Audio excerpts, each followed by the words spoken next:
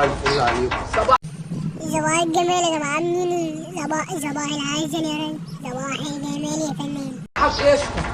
ما انا مش اهلا ست الحسن والاصوات الجميلة. اسمع يا ابني انت، اسمعوا يا جماعة.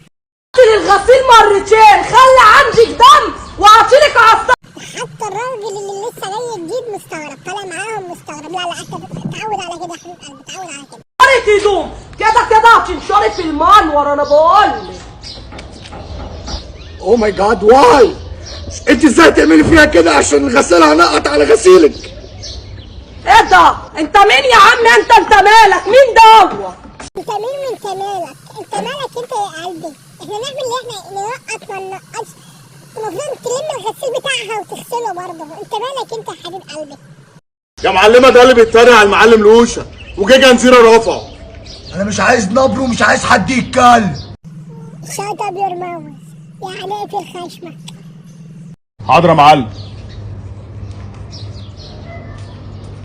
خلي بالك يا عتبة عشان انا بنيت لك بعد كده، ما تقوليش ما اتكلمش اختي الصغيرة التاني. انت عم ايه ده؟ ايه ده؟ حرفيا ايه ده؟ انا مش عارف اقول ايه والله، انا مش عارف انا اقول ايه ده؟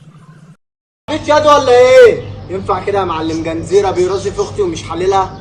في ايه يا عتبة؟ دول عيال صغيرة وهو في ايه يعني؟ بص يا عتبة، عيال يا عتبة يا اخي، ده انت المفروض تكون عتبة كويسة يا اخي.